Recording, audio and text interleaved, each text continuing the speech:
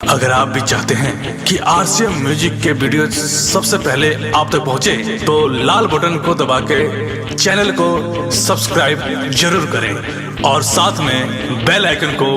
दबाना ना भूलें।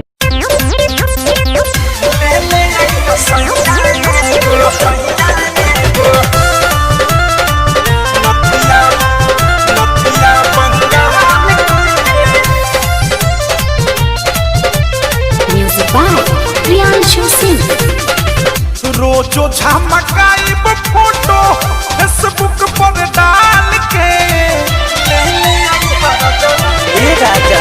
रोजो झमकाइब फोटो फेसबुक पर डाल के ले ले आई हसैया को ले ले आई हजारू को नदिया बंगाल ले ले आई हसैया को नदिया बंगाल ले ले आई हजारू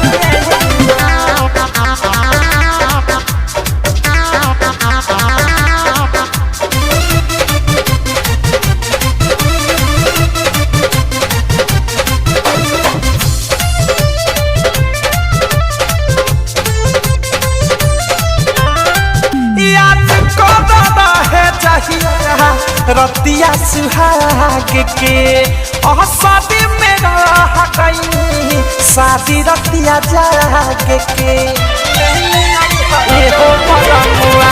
याद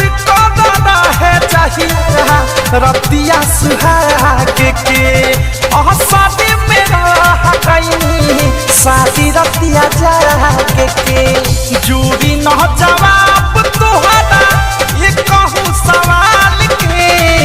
जूरी न जवाब तुहरा ये कहूँ सवाल के ले ले आई हसैया को ले ले आई हजारू को नदिया बंगाल के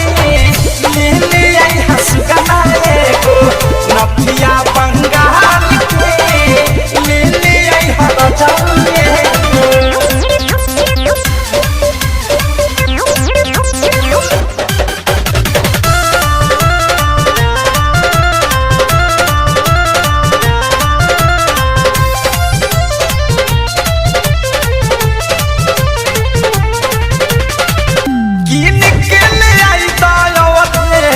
छछना तपाया टिकटॉक पर वीडियो बनैती नया नया कि निकले आई दयावत छछना तपाया भीको पर वीडियो बनैती नया नया रोशन बिसवा